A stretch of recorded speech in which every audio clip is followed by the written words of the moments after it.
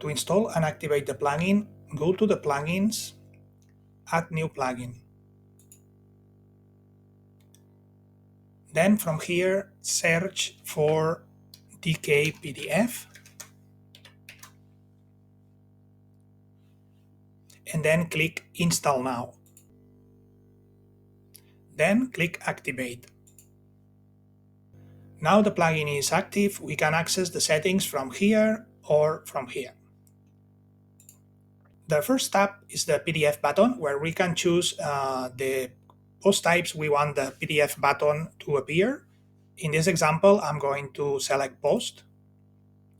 Then here in Action, we can choose if we want the PDF to be open in a new window, in this case in a new tab in the browser, or we can download the PDF directly. We can also choose where we want the PDF button to appear, is it before the content or after the content. Finally, we can align the button in the right, center, or left. Okay, let's save the settings. And now if we visit the post, any post here, we can see now the button here. By clicking the button, it opens a new tab with the content of the post. Then we have the PDF Setup tab. Here is basically the configuration of the generated PDF, like the orientation of the PDF, the font size, margins, etc.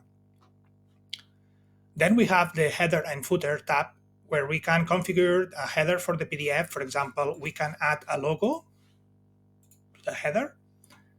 We can show the post title, pagination, etc.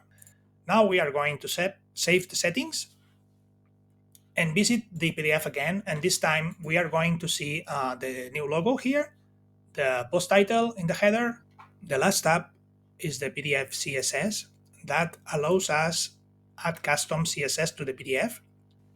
So in this example, I'm going to just add some CSS for the paragraph. In this case, just I'm going to basically saying, okay, for all the paragraphs, add the color red for the text. Okay, I'll save it.